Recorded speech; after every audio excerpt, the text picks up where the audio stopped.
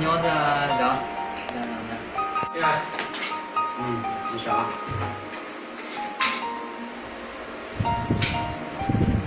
Tao giờ nó có nhớ xe à? Dạ, con nhà ta cứ là bạn muốn xí Ồ, phải hả? Tao nhớ xe tao, sao đây sang cái đó trời khu đúng này. thì muốn nói vậy nè. Mà cái bữa đó nông là cái xe đợt cái sang cái nhớ xe. Cái nhớ xe rau nó sẽ cái khu cô lu xe người ta chỉ đợi.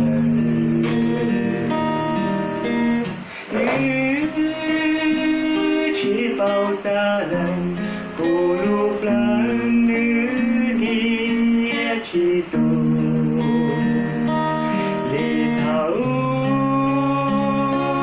cô lúc lần chỉ tao khơi đi đua lì nó lù xia thì xia thô rong lì mò to to đâu hao đua plei lo đủ đã chi nó nhau hao lệ đủ plei thiên đi vì cho lo yo cái xì xì để lo trao trao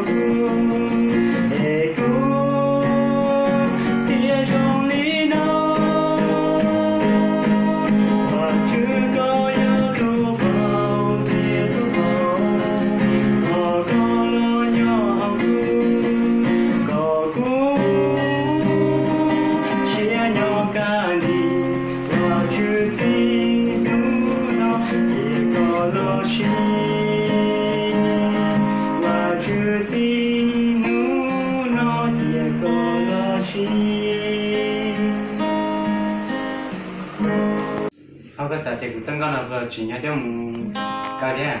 Nó vào cái rồng theo là cái đầu cũng cho một cái để thi trong nó ha. Sao nhớ xem này không? Tại chứ muốn số lần gì thế? Đại thì cũng không được thế cũng cho khám một lần.